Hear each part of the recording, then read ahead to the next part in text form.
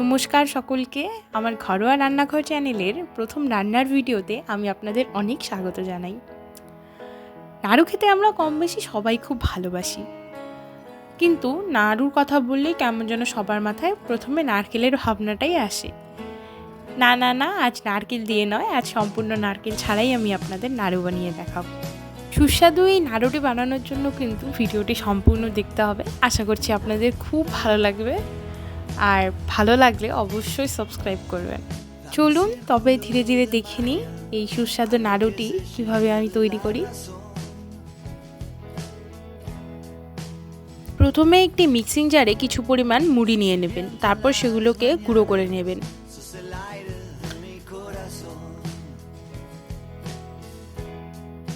তারপর একটি হাঁড়িতে বা অন্য কোনো পাত্রে একটু গরম জল করে নেবেন। তারপর সেই ঈষদুষ্ণ গরম জল দিয়ে মুড়ির গুঁড়োটা অল্প অল্প করে মেখে নেবেন।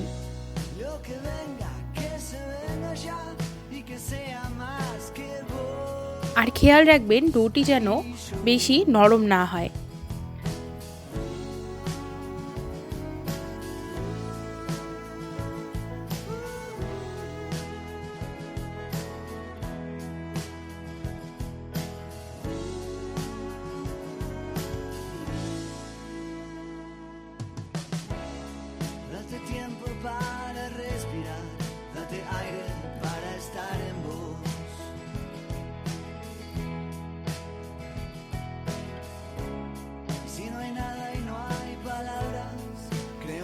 তারপর সেই ডোটিকে একটি আধা ঘষার মেশিন দিয়ে ঘষে নেবেন।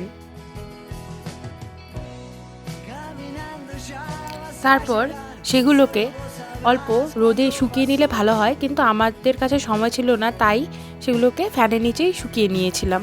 আপনারা চাইলে রোদে একদিন বা দুদিন রেখে দিতে পারেন, তাহলে সেগুলো খুব ঝরঝরে হবে।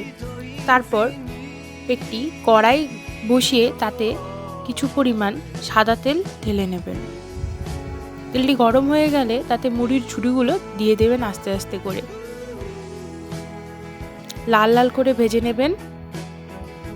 তারপর আস্তে আস্তে করে তুলে নেবেন একটি পাত্রে। তারপর সেগুলোকে একটু হাত দিয়ে চাইলে আপনারা গুঁড়ো করে নিতে পারেন, এবং একটি কড়াইতে কিছু পরিমাণ গুড়ের শিরা তৈরি করে নেবেন। তারপর আস্তে আস্তে করে ওই ঝুড়িগুলো গুড়ের এই শিরাটাতে দিয়ে দেবেন এবং নাড়াতে থাকবেন।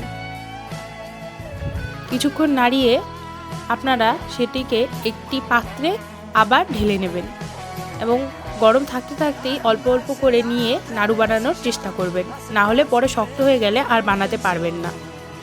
এভাবেই এক এক করে সুস্বাদু নাড়ুগুলি আপনারা তৈরি করে নিতে পারবেন।